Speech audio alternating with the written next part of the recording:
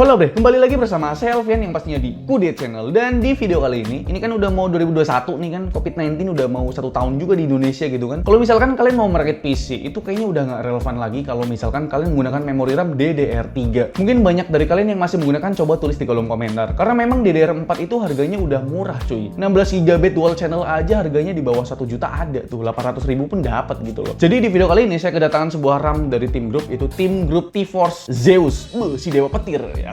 RAM yang saya terima ini berkapasitas 2x8GB DDR4 dengan speed 3200 MHz cuy. Menurut saya RAM dari tim grup ini, yaitu T-Force Zeus ini, itu harganya bisa bilang ramah kantong gitu. Nggak bikin kantong kalian tuh jebol gitu loh. Emang nggak ada duitnya sih sebenarnya. Sebelumnya series Zeus itu ada di DDR3, tapi yang di DDR3 itu menggunakan heat spreader atau menggunakan heatsink. Tapi di seri DDR4 ini kenapa dia nggak pakai heat spreader atau heatsink? Why? Tim grup, why?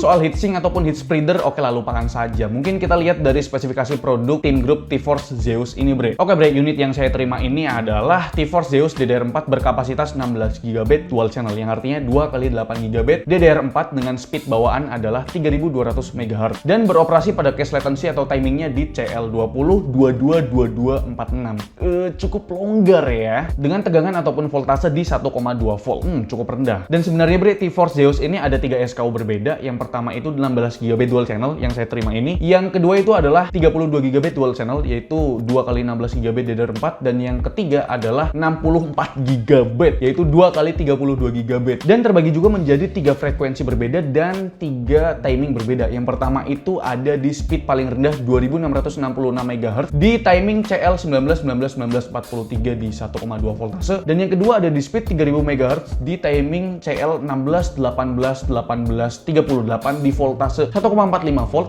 cukup tinggi ya. Dan yang terakhir ini adalah unit yang saya terima, yaitu di speed 3200 MHz di timing CL20 22-22-46 di voltase 1,2 volt. Ada juga yang di timing 16 20 20 40 di voltase 1,35 volt. Tapi unit yang saya terima ini di timing 20 22 22 46 di voltase 1,2 volt ya. Ini cukup rendah nih voltasenya. Tapi santai aja bre, ini RAM masih bisa kita push sampai ke limitasi batasnya gitu loh bre. Jadi ya simak aja videonya sampai habis nih. Kalau dilihat dari dimensinya, ini RAM ya standar ya, karena memang tidak menggunakan heat spreader ataupun heatsink. Jadi cocok banget kalau misalkan kalian mau pakai CPU cooler yang gede-gede gitu kan, karena RAM clearance-nya itu cukup rendah gitu. Desainnya itu tampil minimalis tanpa adanya heatsink tambahan gitu atau heat spreader. Tim grup hanya memberi stiker yang mereka sebut Lightning Bolt Design Element, yang tentu saja mencerminkan kekuatan dari dewa Zeus. Gila, Thor Lightning the Thunder. Oh iya, hampir kelewatan nih. Di paket pembeliannya, kalian bakal dapet stiker dari T-Force yang lumayan gede juga. Ya lumayan lah buat ditempel di helmnya Babang Gojek gitu, jangan ditiru.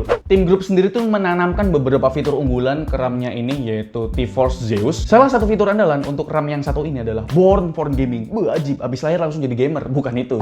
Oke, cukup. Karena RAM ini tuh cocok banget buat kebutuhan gaming gitu kan, dan pemilihan IC-nya juga terbaik gitu. Merupakan kewajiban lah buat sebuah RAM dengan kebutuhan gaming yang beneran, biar performanya itu tetap stabil. Dan juga fitur selanjutnya itu support overclock profile, yang artinya nih udah ditanamkan overclock profile, kalian tuh nggak perlu overclock manual lagi gitu loh cuy. Dan fitur yang ketiga adalah reliable compatibility, yang artinya RAM T-Force Zeus ini tuh kompatibel sama kedua platform berbeda, yaitu Intel ataupun AMD bre. Tapi di sini saya tekankan lagi ya, mau kalian pakai AMD ataupun Intel, itu kalian lihat dulu chipset yang kalian gunakan. Kalau misalkan kalian pakai chipset rendah seperti dari Intel tuh ada chipset H, itu kan chipset rendah, ataupun chipset menengah kayak chipset B dari Intel, itu biasanya nggak bisa overclock RAM, kecuali chipset high-end seperti chipset Z dari Intel, barulah bisa overclock RAM. Tapi kalau misalkan kalian pakai platform AMD, itu kalian bisa overclock dari chipset rendah ataupun tertinggi. Cuma ya ada batasannya kalau misalkan kalian pakai chipset rendah seperti chipset A, ataupun chipset mid ada chipset B dari AMD, dan chipset high-end itu dari AMD ada chipset X ya. Jadi ya tergantung dari chipset yang kalian gunakan. Semakin tinggi chipset yang kalian gunakan, itu semakin bagus juga untuk overclocking RAM ini bre. Nah mungkin udah saya sebutkan semua, langsung aja kita pasang RAM di komputer saya dengan spesifikasi sebagai berikut. Untuk prosesornya saya menggunakan AMD Ryzen 5 3600, 6 core 12 thread, udah saya overclock ke 4,4 GHz. Dan untuk motherboardnya itu saya menggunakan motherboard dari MSI MAG B550 Gaming Plus. Dan untuk RAM-nya ya saya pakai RAM ini, dan nanti ada pembanding juga tapi dari tim grup juga. yaitu Team Group T-Force ARGB Extreme ya. Dan untuk VGA card dari Zotac yaitu Zotac GeForce GTX 1070 Ti 8GB DDR5. Dan untuk PSU-nya saya pakai dari Deepcool, itu Deepcool DQ 850W 80 plus Gold. Oke bre, setelah RAM-nya ini saya pasang di PC saya, pastinya dia bakal jalan di speed 2400 MHz kalau misalkan di platform AMD. Tapi kalau di Intel dia bakal jalan di 2133 MHz. Santai aja, itu artinya kalian tuh belum mengaktifkan fitur XMP-nya. Dan setelah saya tes di belakang layar, asik. Di sini saya ada menggunakan 5 skenario berbeda. Yang pertama itu menggunakan profile XMP bawaan RAM yaitu di 3200 MHz di CL20,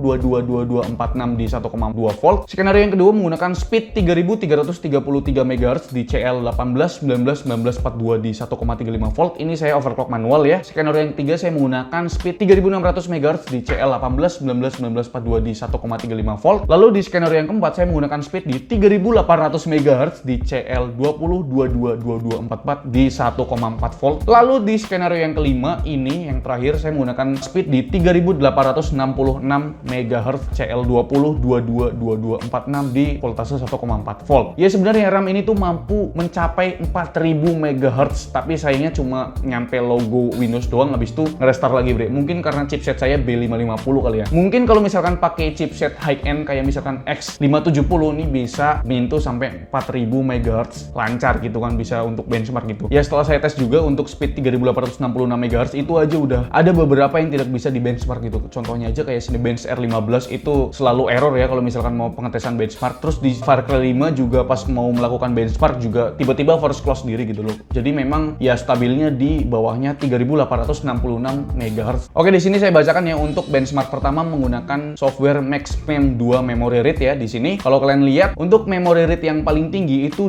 di speed 3800 MHz. Ya kalau misalkan paling rendah di 3866 MHz karena memang mungkin ini terlalu tinggi gitu loh. Jadi chipset Mobo saya itu tidak sanggup. Selanjutnya di bagian memory latency di software MaxMem 2 ini. Ya kalau kalian lihat tetap ya latency paling rendah ada di speed 3800 MHz dan latency paling tinggi ada di 3866 MHz. Selanjutnya untuk benchmark AIDA 64 Extreme memory read dan write-nya bre. Kalau kalian lihat ya untuk yang speed paling tinggi ada di speed 3800 MHz dan paling rendah ada di profile XMP bawaan RAM-nya itu sendiri bre. Dan untuk latency sendiri untuk AIDA 64 Extreme ini ya paling rendah ada di speed 3800 MHz dan untuk latency paling tinggi ada di 3866 MHz lagi bre. Next saya ada benchmark di Cinebench R15. Itu saya benchmark semua ya di OpenGL pertama ini. Untuk skor tertingginya di sini di speed 3600 MHz, tapi cuma beda tipis aja sama 3800 MHz bre. Dan selanjutnya untuk skor multicore-nya ini bre, kalian bisa lihat untuk skor tertingginya dia speed RAM 3800 MHz. Tapi di sini untuk profile bawaan yaitu profile XMP 3200 MHz, ini skornya lumayan tinggi juga bre, ada di 1726 ya bre ya. Dan di speed RAM 3866 MHz itu nggak bisa jalan, selalu error bre. Jadi di sini tulisannya error ya. Untuk benchmark game ini tidak terlalu berpengaruh ya. Setelah saya look juga untuk benchmark game Far Cry 5 1080p Ultra, kalian bisa lihat untuk speed 3800 MHz cuma naik 1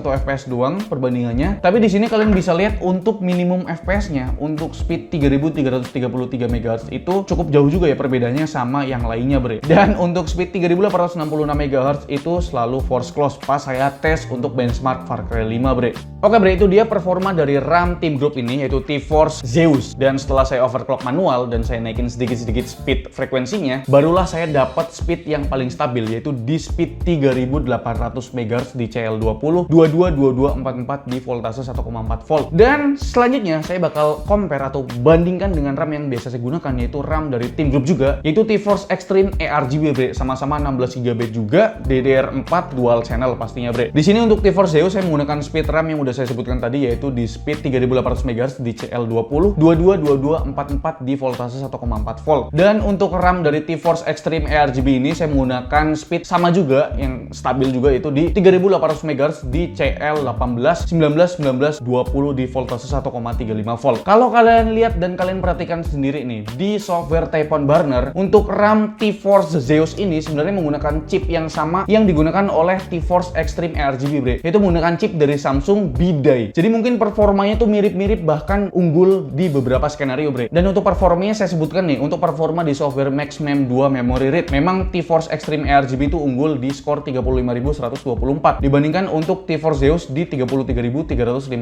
bre. Sedangkan untuk memory latency-nya di sini ya memang tetap ya paling rendah itu di T-Force Extreme di latency 65,5 nanosecond. Sedangkan untuk T-Force Zeus ada di 69 nanosecond. Di benchmark AIDA 64 Extreme Memory Read dan Write. Di sini kalian bisa lihat perbedaannya itu tipis banget bre antara T-Force Extreme dan juga T-Force Zeus bre. Dan untuk memory read-nya malah cuma beda sekitar 6 poin doang. Jadi memang ya cukup mendekati lah gitu ya. Dan di sini untuk benchmark Cinebench R15 di OpenGL-nya itu perbedaannya cuma sekitar 3 FPS doang bre. Dan untuk skor multicore-nya di sini itu T-Force Zeus itu unggul di skor 1733 dibandingkan dengan T-Force Extreme di skor 1713. Jadi memang unggul sedikit ya di beberapa skenario bre. Sedangkan di sini untuk benchmark Far Cry 5 bre, di sini saya cukup kaget ya. Karena memang RAM dari T-Force Zeus ini dia unggul 2 FPS dibandingkan dengan T-Force Extreme ERGB bre di skenario 1080p settingan All Ultra. Jadi ya itu aja review dari saya tentang RAM dari Team Group itu T-Force Zeus 2x8GB DDR4 di speed 3200 MHz. Jadi menurut kalian gimana? Dan untuk harganya sendiri, menurut saya ini harganya cukup terjangkau ya. Karena harganya cuma di Rp1.025.000 bre. Untuk sekelas RAM dengan menggunakan IC yang cukup bagus ya. IC dari Samsung yang bidai udah gitu loh. Dan memang untuk performanya kalian lihat sendiri ya. Setelah saya compare head to head dengan RAM yang saya gunakan biasa yaitu T-Force Extreme RGB, gila sih performanya tuh 11-12 bahkan unggul di beberapa skenario bre.